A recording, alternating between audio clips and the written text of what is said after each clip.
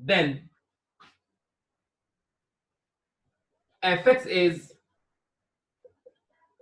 exist. ये मैं 11th में पढ़ा था हमने 11th क्लास में कि अगर कभी भी fx LHL और RHL दोनों इक्वल आती हैं, left hand limit and right hand limit, तो इसका मतलब फंक्शन एग्जिस्ट करेगा। और अगर फंक्शन एग्जिस्ट करता है तभी हम आगे चलते हैं कॉन्टिन्यूस के लिए। बट फंक्शन अगर एग्जिस्ट नहीं कर रहा तो हमें किसी भी कॉन्टिन्यूस पे जाने की कोई रिक्वायरमेंट नहीं है। सपोज को एग्जिस्ट ही नहीं करा तो जो दोनों इक्वल ही नहीं है तो तीसरे का तो मतलब ही नहीं है। तो आपको क्या करना है, if LHL equals to RHL equals to FA, the meaning of LHL is left hand limit of the function, RHL is right hand limit, and FA is the value of function at the point of A. But all the conditions are same, then the function is continuous, otherwise discontinuous. But if LHL equals to RHL, LHL और RHL आपका दोनों के दोनों equal हैं, लेकिन आपका जो FA है वो इक्वल नहीं है, तो भी डिसकंटिन्यूअस होगा। लेकिन अगर LHL और RHL दोनों इक्वल हैं तो फंक्शन एग्जिस्ट डेफिनेटली करेगा। कॉन्टिन्यूअस ना हो अलग बात है, बट एग्जिस्ट करेगा। कॉन्टिन्यूअस ना हो अलग बात है, लेकिन फंक्शन आपका एग्जिस्ट करेगा। तो आपको ध्यान रखना है कि if LHL equal to RHL, then fx is exist, but all the conditions are same, then fx is continuous. बोले कोई डाउट है क्या?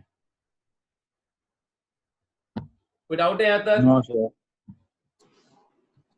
Just a minute. चलो समझ आया सब कुछ यार कि LHL RHL सब इक्वल है, बट ये LHL होती क्या है? ये LHL फाइंड कहां से होगी? इसके फॉर्मूले लिखते हैं, लिखिए LHL, LHL left hand limit at the point of A, limit x tends to A negative fx. Simple सभी को एक नंबर लाइन है, ये सेंटर पॉइंट पर A है, सपोज करो 0 है, तो पीछे कौन सी वैल्यू है? -1, आगे क्या चाहिए? +1। तो लेफ्ट में वैल्यू कैसी आ रही है? निगेटिव। लेफ्ट में वैल्यू कैसी आ रही है? निगेटिव। और राइट में कैसी आ रही है? Positive.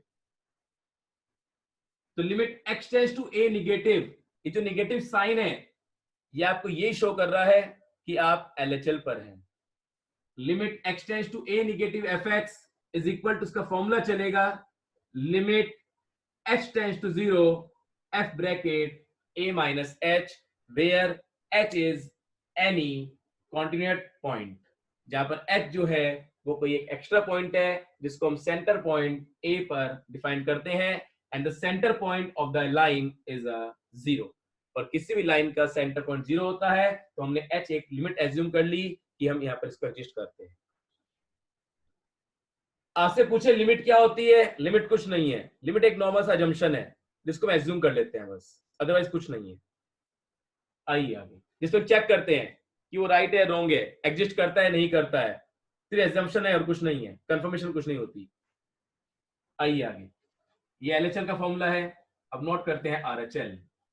RHL limit x tends to A से कहां जाएंगे? राइट में। राइट में कंडीशन कैसी है? पॉजिटिव, तो x tends to A positive fx। इसका पॉजिटिव का निगेटिव का काम कुछ नहीं है, बस ये आपको ये शो कर रहा है कि आप लेफ्ट में चल रहे हैं या फिर आप राइट में चल रहे हैं। अगर लेफ्ट में आएंगे तो वैल्यू निगेटिव आएगी, और अगर राइट में आएंगे तो वैल्यू आपकी पॉजिटिव आएगी। तो ये आपका हो जाएगा limit h tends to 0 f bracket A plus h। ये इसका फॉर्मूला है, नोट करिए, नोट करिए स्पीड से। LHL और RHL नहीं होगा, सुना है ना? जी सर। हाँ, P upon Q, but Q does not equal to 0। तो यहाँ पर जो आपका Q है वो कौन है? G है, तो इसमें Ga जो होगा वो 0 के इक्वल नहीं होगा। अब Ga क्यों लिखा? क्योंकि हम चेक किस पे कर रहे हैं? A पे चेक करते हैं। आपने G अपॉन F लिया, वो भी कॉन्टिन्यूअस है, ठीक कब होगा, जब नीचे वाला 0 के इक्वल ना हो। ठीक है शशांक शर्मा? जी सर। चलिए नोट करिए, आइए ध्यान से एक बार फिर रिपीट कर रहा हूं।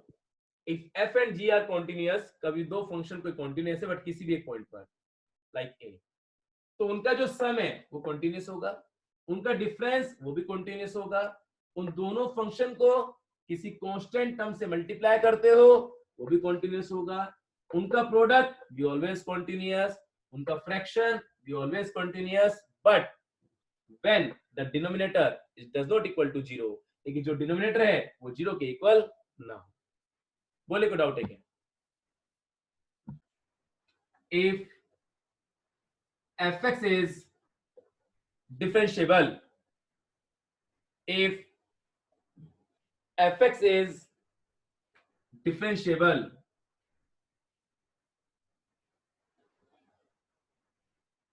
when L f dash x, L f dash x is equal to R f dash x। अब आप पूछेंगे एल एफ डैश एक्स क्या है, आर एफ डैश एक्स क्या है? एल का मतलब लेफ्ट हैंड और आर का मतलब राइट हैंड, और एफ डैश एक्स का मतलब डेरिवेटिव ऑफ फंक्शन। एल का मतलब लेफ्ट हैंड, आर का मतलब राइट हैंड, और एफ डैश एक्स का मतलब डेरिवेटिव ऑफ अ फंक्शन। तो if L F dash X is equal to R F dash X, अगर किसी भी फंक्शन का डेरिवेटिव लेफ्ट हैंड साइड पर और राइट हैंड साइड पर दोनों पर इक्वल आता है तो डेफिनेटली डिफरेंशिएबल है, अदरवाइज नहीं है। कॉन्टिन्यूअस में क्या होता था, लेफ्ट भी चाहिए, राइट भी चाहिए और एट द पॉइंट भी चाहिए। LHL equals to RHL is equal to FA, then FX is continuous. Past, future and present अगर तीनों सेम है तो कॉन्टिन्यूअस था, अदरवाइज नहीं था।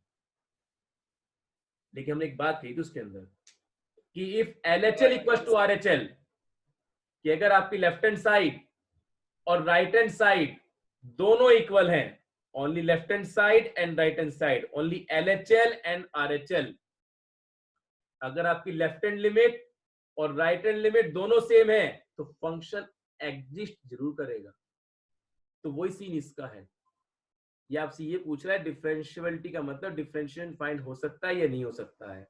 तो जो चीज लेफ्ट में और राइट में दोनों में डेरिवेटिव सेम आएगा तो वो एग्जिस्ट करेगा, अदरवाइज नहीं करेगा। तो हमने वही लिखा है, if fx is differentiable then L f dash x is equal to R f dash x।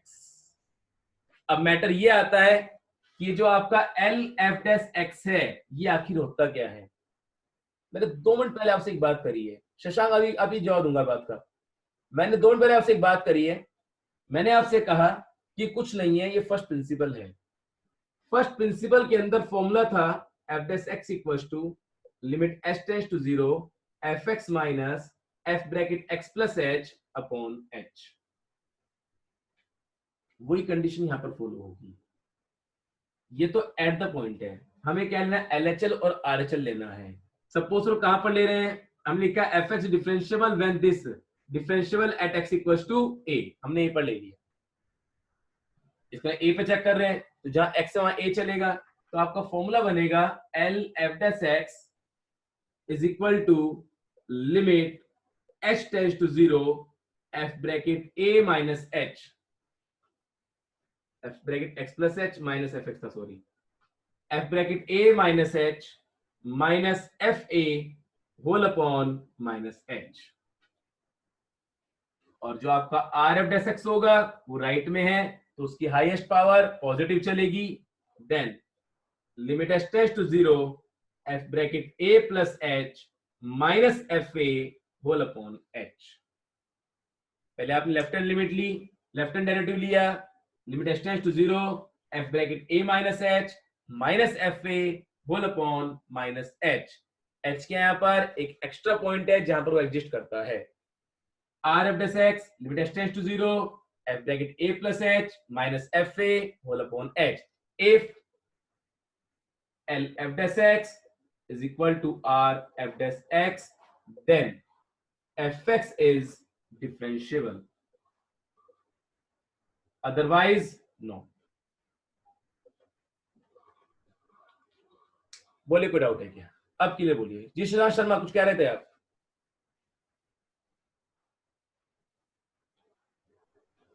नहीं सर, कुछ नहीं कर रहा सर।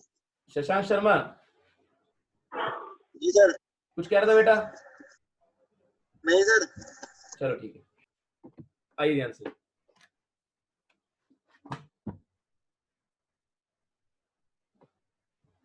देखिए,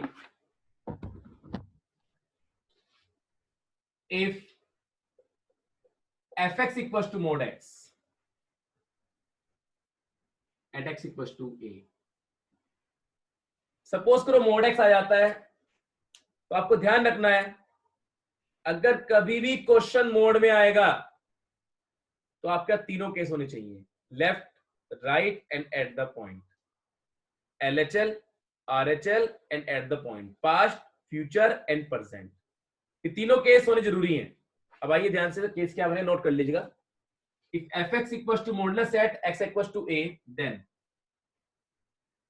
fx is equal to sets of if x less than a. Suppose करो आपका जो x है वो a से छोटा है, तो क्या आएगा? माइनस x आएगा। if x greater than a, तो क्या आएगा? प्लस a आएगा, x आएगा। अब आप कहने लगो कि भाई ये तो मॉडुलस है, and the meaning of modulus is absolute valued function, be always positive। कि जो मॉडुलस होता है वो एक एब्सोल्यूट वैल्यूड फंक्शन होता है जो हमेशा पॉजिटिव होता है। अगर आप कहने लगे तो ये कंफर्म है, आप राइट हो। अब आप कह सकते तो माइनस आ रहा है, अब वो माइनस क्यों आया उसकी बात पे ध्यान दो। हमारे पास जो a है वो सेंटर पॉइंट है, और हमारे पास जो fx है वो मॉडुलस x है। हमने इसको इस प्रोसेस में चेंज कर दिया कि भैया अगर x से छोटी वैल्यू कोई भी हम रखते हैं तो निगेटिव में चलेगी, और बड़ी रखते हैं तो पॉजिटिव चलेगी। मैंने दोनों के लिए एज्यूम कर लिया कि जो मेरा a और 0 के इक्वल है। मैंने एज्यूम कर लिया कि भैया जो a है हमारा वो 0 के इक्वल है, क्योंकि जो मैथ है ना वो आधी टिकी हुई एज्यूम पर ही है।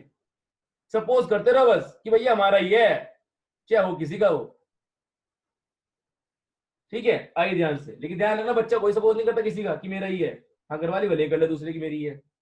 चलिए, तो ये a है, तो ये fx इक्वल टू क्या लिया? Modulus x। 0 एज्यूम कर लिया, सपोज कर लिया भैया a की वैल्यू 0 है। अब अगर a आपका 0 है तो 0 से पीछे अगर आप कहीं भी चलते हैं तो वैल्यू कैसी आएगी? नेगेटिव। वैल्यू कैसी आएगी? पॉजिटिव। अब 0 से पहले -1, -2, -3, 1, 2, 3। अब मेरी बात ध्यान सुनना, हमने वैल्यू पुट करी x की -1, जहां पर x था मैंने क्या पुट किया? -1। अब अगर ये -1 है तो 0 से छोटा है बड़ा है? छोटा है। और जब वैल्यू से लेस है तो केस क्या चलना है? -x चलना है। तो भैया -1 तो ये वाला आ गया, और जहां x है वहां कौन आ रहा है? -1। तो वैल्यू कैसी आ गई? +1। तो इससे बेनिफिट ये मिलेगा कि आप वैल्यू कोई भी रखो निगेटिव, वो आएगी पॉजिटिव ही, और अगर रखोगे पॉजिटिव तो आनी पॉजिटिव है। अब मान लो +1 रखी तो ये 0 से बड़ा हो गया, बड़े वाले में केस ये चलेगा, सेकंड वाला बड़े वाले में केस चलेगा और सेकंड वाला चलेगा। अब इससे वैल्यू कैसी है? Positive x।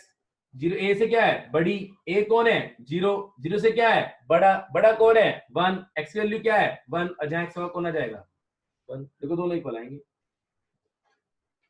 तो आपको ध्यान रखना है जब भी आपके पास मॉडुलस x वाला क्वेश्चन आएगा तो तीनों केस होने चाहिए, less than, more than and equal, past, future and present. ये हमारा पास्ट है, ये हमारा फ्यूचर है, बात रहेगी प्रेजेंट की, किसी को दे दो, एक ही बात है। चाहे इक्वल का साइन यहां लगा लो चाहे यहां लगा लो, एक ही बात है। 11th में कराया था मैंने, वैसे कराया था ना शुभल? Yes sir. तो नोट कर लीजिए, नोट करिए कंडीशन ध्यान से। लिंक दोबारा सेंड कर रहा हूं, जल्दी से एक्सेप्ट करिएगा।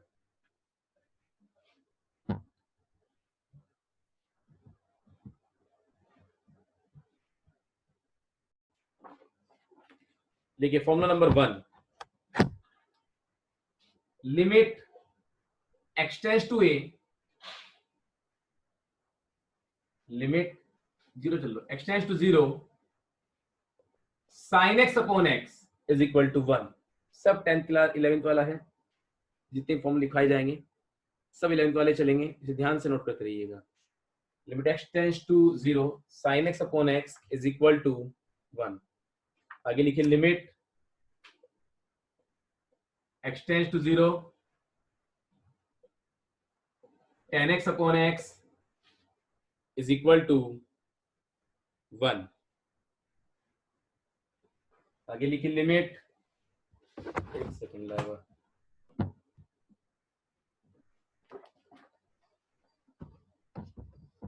Limit x tends to 0 1 upon cos x is equal to 1। Limit x tends to 0 e to the power 1 upon x is equal to infinity. Limit x tends to 0 e to the power minus 1 upon x, minus 1 upon x कह लो, और limit x tends to 0 1 upon e की power 1 upon x कह लो, बात एक ही है, is equal to 0, is equal to 0। आगे लिखिए limit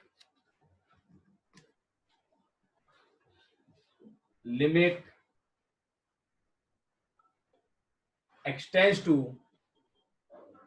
0 log bracket 1 plus x upon x is equal to 1, is equal to 1। मतलब ये एंगल सेम होना चाहिए, अगर ये माइनस का तो ये माइनस आएगा। Limit x tends to 0 log bracket 1 minus x upon minus x is equal to 1। नोट कर लिया सबने? आगे लिखिए limit x tends to 0, limit x tends to 0 a to the power x minus 1 upon x, limit x tends to 0 a to the power x minus 1 upon x is equal to log a, is equal to log a। limit x tends to 0 e to the power x minus 1 upon x is equal to log 1, because the value of log e is 1। आना log e है, मतलब log e आएगा, क्योंकि जहां a था तो जहां e था वहां e आ गया, बट log e की वैल्यू 1 होती है, इसलिए 1 आएगा। सब 10th क्लास चल रही है, नया कुछ नहीं है अभी तक, इस 11 चल रही है। आगे लिखिए limit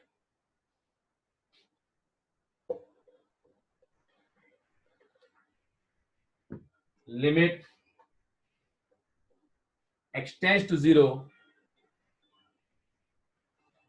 1 minus cos x upon x equals to 1, 1 minus cos x upon x is equal to 1। Actually की limit x tends to a x की पावर n माइनस a की power n upon x minus a is equal to n a to the power n minus 1। limit x tends to a x की power n minus a की power n upon x minus a is equal to n dot a to the power n minus 1। नोट कर लिया सबने? Note Yes, कर लिया sir. सबने? Yes, sir. कोई डाउट है यहाँ तक किसी को? कोई डाउट है किसी को? सर ये लाइन के नीचे क्या रखा है? है बेटा? लाइन के नीचे क्या रखा है? लिमिट के नीचे x minus log a plus log b equal to log ab। log a minus log b is equal to log a upon b। log x to the power m, power आ रही है बाहर आ जाएगी, is equal to m log a, sorry m log x, m log x। इधर आ जाइए, log x base x, log x base x। यहां पर जो बेस है वो या तो e हो या कुछ ना हो, बट यहां पर x आ रहा है, या a ले लो, चलो कंफ्यूज मत हो, a ले लो।